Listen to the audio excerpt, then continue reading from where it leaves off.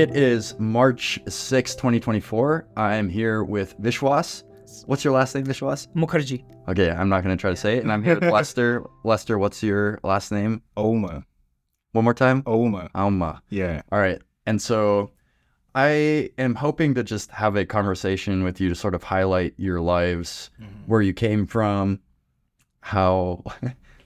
what you've experienced from the past, and then why'd you come to Boston, and maybe where you want to go later. And one of my dreams, I was just telling you before, is that our community could continue to attract students from all livable continents over the course of time. And I feel like this year's class has really propelled us towards that goal. How does that sound? Yeah, that sounds great. Yeah, Lesther? That's wonderful. Anything? All right. Okay. So Vishwas, let's start with you. Can you give me like an elevator pitch of your life? Where are you from, and how did you get to Boston?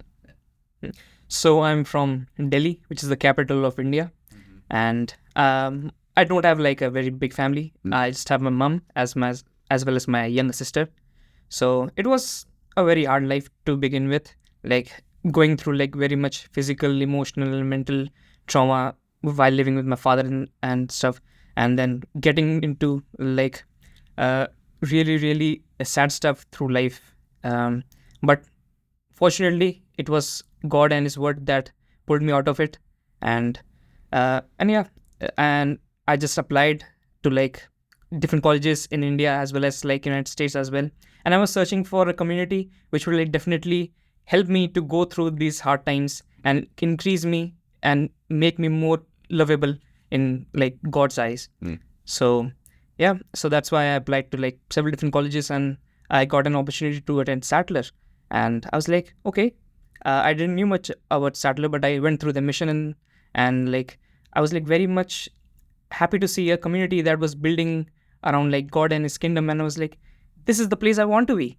Yeah, so that's why I chose Sattler, and that's how I came here to be in Boston. Yeah. All right. Thanks, Vishwas. And Lesther, what about you? Same question. I'm from Kenya, and I basically probably don't really need to talk about my life story, but I came to hear about Sattler from a friend, and it was in a season of my life that I was also applying to several different colleges here in the States and also back in Kenya. I had just finished high school in 2022 and was moving into a stage in my life that I was expected to go into college, and hence was applying to several different colleges in Kenya and in the States. And during that process, I came to hear about Sattler from a friend who had gotten an application to Sattler and also had been admitted before. And going through Sattler's statement, I would say Sattler College stood out to me because of its tuition model. And apart from that, also the fact that it was the only Christian college I applied to. It was really great. And my parents were impressed with it, and also my other relatives are impressed with it, and they were like, this is the college that you need to go to. And I was like, I'm going to go to Sattler. Yeah, sure. Okay. Yeah. I didn't know that. And so maybe we'll just talk a little bit about your arrival here. What's been some of the highlights of Boston? Maybe we'll do a highlight and like, oh, this is harder than I thought it would be. Maybe it's the weather. Maybe it's the New England hard-nosed people that you're surrounded. I'm just kidding. But yeah, sure. Tell me a little bit about your arrival to Boston and what you found here. So like it was my first time ever traveling abroad, and it was such a new experience landing into a new land and seeing diverse people around myself. Even at the airport, I was like, wow, this is something really new. I'm stepping into a next phase of my life where I will meet many different people and see amazing things and stuff. And when I arrived here, I first went to the drones, then came here at Sattler, and it was a nice experience, I would say. The environment is very lovely, I would say. And definitely the weather. The weather has been like quite a different ride for me, because in winters it went below like freezing, and I've never been in a climate such freezing. So I would say it was a nice experience, I would say, yeah. Did we let you know that it was going to be a hard winter before the snow came, right? Yeah. Okay, good. You didn't feel like your life was in danger or anything. No, I'm just kidding. Lester, what about you? Oh, my highlight about Boston has definitely been the Boston Commons. I came into Boston I came into the States first. The first time I came into the States, I went to Florida, stayed there for about 2 weeks before coming into Boston, and then You said you had an aunt. You have an aunt. I have an aunt down in Florida, and then came into Boston 2 weeks after staying in the States. And also for me, it was my first time moving out of Kenya without my parents, because the only other times I traveled out of Kenya, it had been to African countries. And all that times I had been with my parents, and it was my first time staying away from home without it was my first time moving out of the country without my parents, and coming into Boston, I expected it to be more of a shock and, staying away from your own country and all that. But then I fell in love with the city. I love Boston Commons. I loved the park. I loved the people. I loved the weather, and I loved Sattler. and also at the same time, you asked us a question about the Tandan. I would say the weather has been one thing for me. Yeah, I didn't really expect winter to be that very cold, talking about temperatures below freezing. It was my first time experiencing temperatures below freezing point, and also the snow. And it was I would say it was an interesting experience at the same time, while it was more of, wow, I didn't expect this. But I would say Sattler community has provided a warmth even amidst winter. Yeah. When I was in college my freshman year, I'd never lived through a long winter either. And there was a day, it was like negative 45 out, negative 45 Fahrenheit. Does it get that cold in Canada? I'm sure it does. It was so cold, but I went out, and a lot of people there hadn't experienced that, and a lot of people weren't wearing gloves and earmuffs, and we had to walk from A to B, which was it was only a 10-minute walk, but a lot of us got frost nip on our fingers and my ears, and then the instinct is to put, you don't know this till it's too late, you want to put warm water on your fingers and your ears, and you're not supposed to do that, right? You're supposed to put lukewarm or even room temperature, and then my ears still are cold, so you've had it better than I have. And then I did want to just talk about a couple things about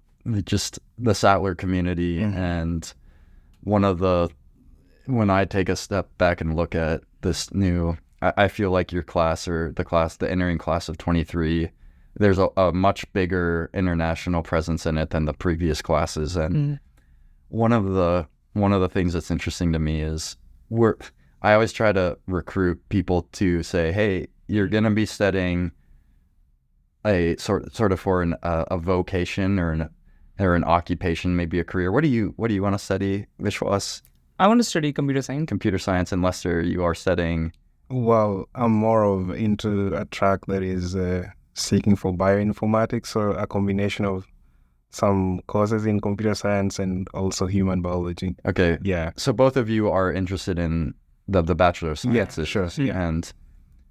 And what's unique to Sattler is that we also really want you to want the Word of God so deeply that you're willing to invest in the study of biblical languages like Greek and Hebrew, and the study of church history and the fundamental texts of Christianity and Christian doctrines. And so tell me about how you manage wanting to study computer science in addition to being part of a community that is studying sort of the Bible together on top of this other part. Do you have anything to say about that? Yeah, so I went to a Christian private school in India, and it also had the same system where you were studying rest of the courses like science, social science, but with that you also had a subject called moral education. Moral education. Yeah, and it was totally based on Bible, and it was every single year and every week we had at least one class for moral education, and we used to learn about biblical stories and different kinds of Christian songs too. It wasn't a huge drastic change for me coming here and studying biblical subjects, but it was definitely the biblical subjects here are much more advanced, I would say, and it's much thought-provoking. And yeah, that was my experience. It didn't feel totally different, but it was a huge leap from what I am used to. Thanks. Lesther, anything to say? Yeah, for me, it was my first time actually combining a pursuit of the sciences and what I would say the knowledge of education and all that combined with the things like discipleship and also the biblical languages. It was my first time because earlier on in my high school, I didn't take any religious classes and any religious education classes, and I wasn't expected to live up to any standards by the school. As much as it was more of a Christian school, I wasn't expected to live up to any certain standards by the school concerning things like my spiritual life and also. So Sattler College stood out uniquely for me, especially for the fact that I had to study my sciences, study my classes, the courses in line with my major, and also at the same time I had to study in other classes that were more of, driven towards being this kingdom Christian. And I was really impressed by that. It was my first time. I didn't find it more of a shock or rather something that I would turn away from, but that's something that I really wanted to explore. Yeah. Got it. And then how many languages do both of you speak? I would say I speak 2 languages. English and Hindi. And Lesther. I speak 3 languages. What languages do you speak? My most primary language is a tribal language is Luo, and then I speak the national language in Kenya, that is Swahili, and then I also speak English. And what's your heart language?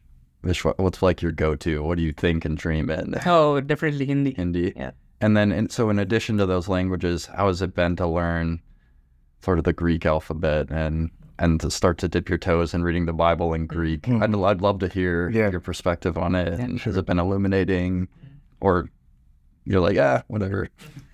I was totally excited to learn a new language because I just knew like 2 languages, and within Hindi, I used to speak some sort of Urdu and a bit of like different languages of different states as well. It was just a mixture of languages, and I really wanted to like learn every single language that I could think of, because it's so inviting for different people from different places if you speak their language. So I was like very much into like, if I'm getting to learn a new language which is Greek, I would definitely take it. And plus if I'm able to read Bible in Greek and understand it more, then sure. So that was my perspective on like learning Greek. What about you? And you'll start Hebrew next year as sophomores, right? Yeah. What about you, Lesther? I would say that I felt like I had an advantage over the other local students, especially in learning a new language. That was because the fact that I had to learn 2 languages before. That is Swahili, because I wasn't taught Swahili when growing up. I only learned Swahili in school, and also English. I primarily learned English in school, and then had to learn a new language, that is Greek. So I felt like I had an advantage or an edge over the other students who probably hadn't taken any classes in any languages before. And also I find it interesting to learn Greek. It has been wonderful to go through my Bible in Greek and open some verses that are pretty much common. Rather, I know them in English, but then there's just this joy of reading them in the original language, and I love it so far. I love it. Yeah, that's good to hear. I remember one of my introductions to Sattler was actually through the founder of the college, Dr. Kirmila. I took a Saturday Greek class from him, and it wasn't for a grade, so it was a little less intimidating, but it felt like it was for a grade. No. Yeah. And I remember the first time reading a verse and being able to know what the New Testament is saying in Greek, and there's a certain connection you feel to the scriptures it's just amplified or something like that. But then at the same time, I always say you can still read the Bible and English translations, other translations, and not everybody has to get this Greek experience, but more people definitely should. So now I have another thought comment. So Sattler, we're part of what I do all the time is trying to figure out how to find the right fit students to come to the institution. And when I tell people that all of our students take a major in addition to like the biblical core that we have, they tell me the only place you're going to find students who will do that is in the international realm, that there's people are finding that there's a decreased demand for biblical literacy in the United States and maybe even North America, but that decline in the demand isn't necessarily as strong internationally. Do you have any thoughts on if that's true or not true, and what you've seen here in your time in the United States, or even from your peers from Kenya and India? I generally say that most of my peers go to public universities in Kenya, and they're generally not expected to have any knowledge of the biblical languages or just even a concept of the Bible. And so while it is true that Sattler we focus on them, and also probably universities or other colleges in the States may have such a decline, I'd say there's almost probably a similar thing happening in Kenya. Most colleges don't require their students to learn anything in relation to the Bible, like it is not part of their core curriculum. And also, if there is any such, then it must be a Christian college, not a public college. Yeah. No, that makes sense. Sure. Do you have any comments on that trend or anything to add to that? Yeah, so my peers back in India, they all went to secular colleges. They didn't had an opportunity to go to a Christian college, because technically Christian colleges in India are not pushed forward to you should go and attend these colleges. Most of the time it's just the entrance exams you give to get into colleges, and if you get into a decently good college, even if it's a Christian college, they don't mind. But still, Christian colleges are very tight and compact and less in India. So most of the colleges are secular, and most of the people go to secular colleges. Yeah. So that maybe that the demand is also on the decline on average, globally. Yeah. Which is a problem. We must fix it. We must fix it, right, Graham? Yes. I only say that sarcastically, but it is. It's when we look at why we're here and doing what we do, trying to fight against some of the trends is by actually just taking practical action. Like the number of young people who are eager to learn the Bible and really try to devote themselves to everything they can there. I'd love to just chat about your hopes and aspirations and ambitions. You said you're studying computer science. You're a freshman. You're studying a combination of biology. You're probably trying to take as many classes. And yeah, sure. I just wanted to preface: we don't have a bioinformatics. Yeah, sure. Major, we don't have. But then, but then it's more of I take classes in computer science and probably major in the computer science track, and minor in the bio track, and then finally it is more of a bioinformatics track in the end. Great. Yeah, sure. Yeah, so I'd love to just hear. So my career interest is bioinformatics, but then my major is computer science and minor in human biology. Right. Yeah, sure. And I usually tell students that we are a liberal arts college, which the way that I frame that with a lot of people is you can view your college experience or your undergrad as a way to get some breadth, and then afterwards you can specialize. So it's very possible to do that with the majors we have. What are your ambitions with your degrees, with your lives?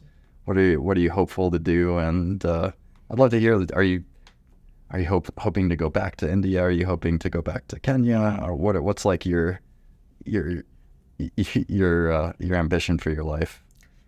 So I'm very much passionate about technology, and I want to do something impactful in that field. But I'm very much interested in business as well. So currently I'm thinking of building a IT business, which also centers with God and His kingdom and all the teachings that I get from here. Also, I'm not quite sure if I'll be in India, United States, or some other part of the world in the future. But wherever I go, I will try to fulfill the promise that I made with the people I love, as well as fulfilling certain aspects of things that are really needed for Christ and His kingdom. Thanks, Vishwas. Lesther? Yeah, I would say I'm currently uncertain about my decision if what I want to do is significant to... Well, what I want to do, I believe, is significant to any part of the world, which means I can serve both back in Kenya, here in the States, or anywhere else in the world. But then I really want to get into computational biology because I feel that is a field that we are really lacking in, and there's so much we can do about it. Like there's so much we can do with bioinformatics, with the huge amount of information we could get from our DNA and use it to make better drugs, use it to probably treat some diseases like genetic disorders. And I'm like, that is what interests me, and I can do it from anywhere, any part of the world. I could go back to Kenya, especially where things like computational biology has not really been a thing in the country, and just start doing this and inspire the people to also join me in the field, to use the huge amount of the huge processing power of computers to solve problems in the field of biology. Yeah, that's a great ambition. Mm-hmm. I'm not a bioinformatics expert, so I won't ask too many questions. There's more like high-level highlights. And then another question I have for both of you, and you're allowed to pass if you don't have answers to this question. Is there a burden that you have for either the people in when you showed up to the United States, they're like, oh man, you people miss something that I know from back home, sort of like what's wrong with you? Not necessarily like a critique, but a burden, or vice versa. Is there something that you've seen here that you think, oh, I have a burden to share this back with where I came from? Are there any things you're passionate about trying to sort of bring either to the U.S. or from the U.S. back to where you're originally from? I would say probably a sense of community. Mm-hmm. Like back in Kenya, if you board an aeroplane, probably just traveling from one city to the other and sit next to a person, you'll probably just start a conversation and talk all throughout the flight and spend time. Like both of you are total strangers you've never met before. But then here in the States, you board a plane and you're on the flight. You're never going to talk to the person who is sitting next to you. And it's just something that they find I don't find quite as common back in Kenya, but I found it quite common in the States. And I wouldn't say I know the reason why there isn't such a strong sense of community, I'd call it, or a strong sense of, talking to strangers, like trying to see if you have a common background or just common interests, and even if you don't have such, just getting to know other people in other places. So that is one thing I'd say. So you're saying here people are a little more focused on what's in people are more self-focused and maybe wearing headphones or something like that. Like business, I'm gonna get my work done. Yeah, sure. And also one thing I've really found quite helpful, or rather one thing I'd like people from Kenya to improve on, is things like time management. Like sure, like it has really been challenging. Like my first time coming in, it was really challenging because probably my friends would say we're leaving at 3, and I'm like, oh, back in Kenya that would mean about 3:30 p.m. or something. And then you get to a certain point, and so all your friends are all tired of waiting for you, or you got late to an appointment and they all started without you. So I'm like, probably one thing that I would really love to take back to Kenya, if that is possible, is like things like time management. Yeah, sure. Yeah. Oh, it's a fearful. it's fearful, but I probably agree with you. I don't know if we want to export everything around time management, but certain things, yeah. Yeah, certain things, definitely. I understand, yeah. Vishwas? Yeah, same as Lester's second point. I want to bring punctuality, which I really appreciate here back home in India, because I do feel like valuing each other's time is very important. If you're like committing yourself for a specific time, a specific place, you should be, there actively be a part of that promise that you made. So that's like the thing that I would surely take back to India. Right. Yeah. And thing I would like bring here would be definitely food. Yeah.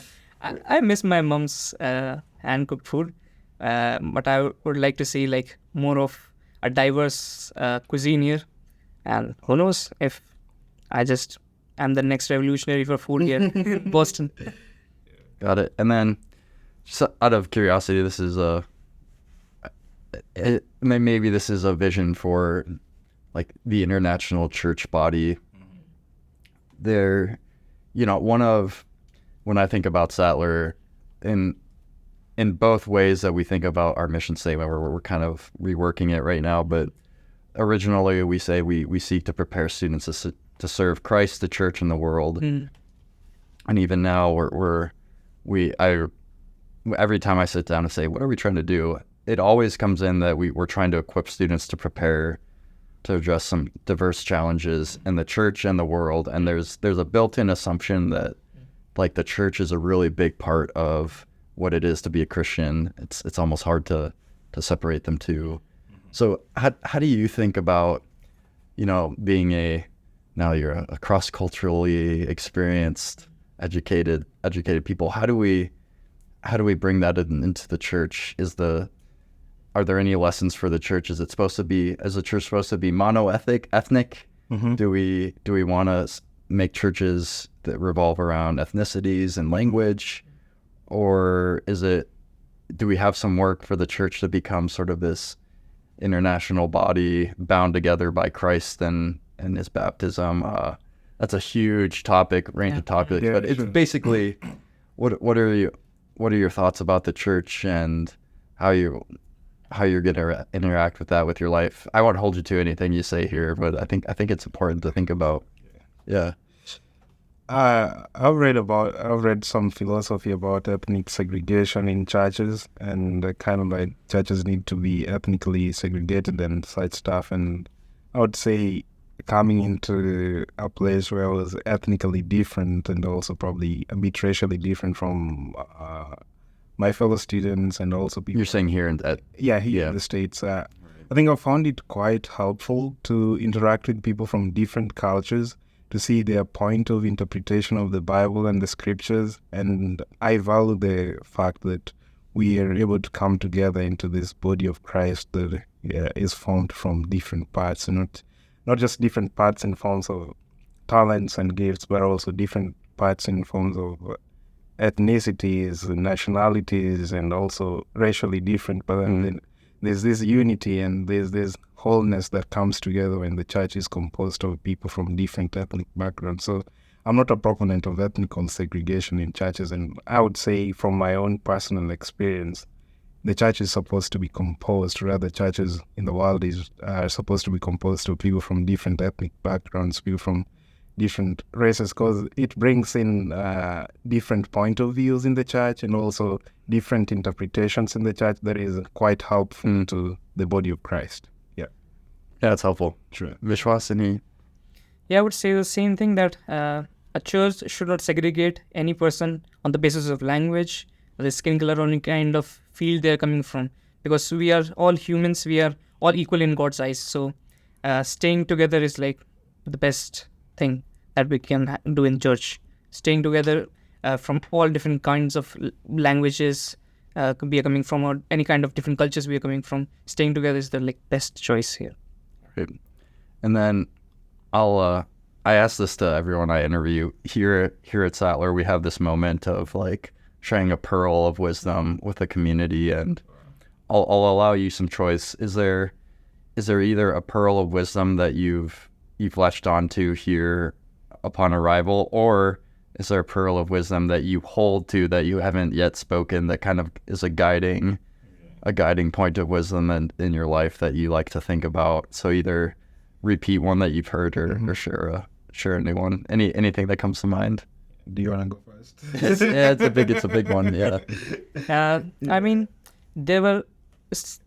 from the time I have been here, I've heard a lot of pearls. Yeah. And every single pearl brings in something that is much more valuable for me. One of the things that I would like to personally bring in would be a sense of brotherhood more. Because I have seen people all around the place that we are conversing with each other, we are living with each other, but still a brotherhood is missing. I do really feel like that. And that brotherhood, I would like to say, should be brought up in, and someone should go up to the pulpit and talk about brotherhood more. Brotherhood. Yeah. Can you say more about what brotherhood looks like to you? Like, I think I know what you're getting at, but just being a little bit more intimately connected. Yeah, And I would say the same. I've even heard it labeled as like camaraderie, or even looking at some of the strong group communities like gangs. Yeah. I'm a little kidding, but people have thought like, hey, in essence, a Christian community should look a little bit more gang-like. And so I've heard talks on that. Is that kind of what you were getting at? Not as so extreme as gang-like, Yeah. but definitely like staying together and being more intimate with your life and how you present yourself in front of different people. Like, I don't like when people stay reserved, even though you have known each other for the longest time. Like, what is keeping you reserved? Is it like your doubt for the person sitting in front of you, or is it the doubt that you have for yourself? Like, if you tell yourself or tell something about yourself to the other person, what he or she will think. That's now how our mind should be. Our mind should be like expressive and very much expressive, and should like present every single thought that we have that needs like a touch with for somebody else or their thoughts. So yeah, that should be a brotherhood. Yeah, I think brotherhood. All right. And Lesther, what about you? Wow. I've had a lot of piles of wisdom in my life prior to Sattler. Also, definitely a lot of them at Sattler. But then I think this just found me at a season of my life that I'm trying to embrace this idea of letting go of perfection and embracing instead the pursuit of excellence, where by excellence I mean the better of two options or the lesser of two evils. Like, most of the times in life, we are confronted by decisions, and we have this intrinsic sense as human beings to go after the ideal perfection. But then I would say that most of the time causes us to be unhappy and have a sense of unsatisfaction and lack of fulfillment if in the end we don't achieve it, because a lot of people don't achieve it because like there's nobody can really say they've achieved the ideal sense of perfection. So of late I've come to embrace the idea of letting go of the idea of ideal perfection or other absolute perfection, but then embracing what I would call relative perfection or excellence, the better of two options or the lesser of two evils. Yeah, sure. So brotherhood and the pursuit of excellence versus the pursuit of absolute perfection. Yeah, sure. Yeah, it's interesting. Jesus says, be perfect. Yeah. Your Father in heaven is perfect. And we've thought about that word a little bit. The Greek word is telos. Yeah. And somehow we're actually supposed to strive for that as humans. And the English word perfect probably doesn't capture what Jesus is getting at. But it is sort of this, hey, make yourself, you can't be God, but you can chase. You can be a God chaser. You can be a God chaser, and I like both of those. Yeah, I was also with brotherhood. A lot of people are like, would you sacrifice your lives for each other? That's sort of a brotherhood. And then the last question I'll ask before we end here, is there somebody that's really influenced you in your life, either an author or a person that really has had an influence on who you've become and who you want to be, that you think about, or it could be a book that you read that just you think about a lot? Any big sources of influence in your lives? I would definitely say it was my mom who was like the biggest influence in my life. Her resilience and being tough in those hard moments in life really showed me like how great of a person she was. And every day when I wake up, I try to be like her, being resilient and being like, have a nice heart for people, listen to them and talk with them and be their friend, I would say. Mm-hmm. So your mom, I like it. Lesther? Wow. A lot of people have definitely influenced my life, and I would say at various seasons in my life, if you ask the same question, I'd probably give you a different answer at every season of my life. But then one person that has generally stood out all throughout my life, when I was born, I was first named after Obama. Like, Were you really? yeah, I was the first name. What year were you born? I was born in 2004. The first time he became senator of Illinois. I did not. Yeah. I didn't know that. Sure, yeah. So I was named after Obama, and for a long time, my nickname at home, another nickname that my parents would call me was Obama and all that stuff. So I think there's been a lot of inspiration from him in my life. I look at all the challenges he faced as a person and how he emerged in the end. I do not desire to become the president of Kenya sometime, but then we definitely have to agree that he is a person who overcame several challenges in his life and went against the odds to achieve whatever he achieved. And I would say, while I don't hold the same ambitions in life as he had, I think his spirit, yes, we can, still inspires me a lot. Yes, I can do this. People may have not done, people in my life probably have not done it in the past, but that doesn't define, that doesn't prevent me from doing it. Yes, I can. Yeah, sure. Great. Hey, I don't know if we want to pick up that nickname. So, people might start raising their eyebrows. But that's a really interesting piece of your past. Graham, any questions that you're dying to ask? Raise your eyebrows twice if no. I'm just kidding. Well, Vishwas and Lesther, thanks so much for joining me today. I usually take some time to make some announcements, but I think the biggest ones, if you're listening, come and visit us in Boston. We have a couple of events coming up. Yeah. One is actually a conference called Therefore Go that gets at dealing with harder things in communities. So that's exciting. Then we have an open house.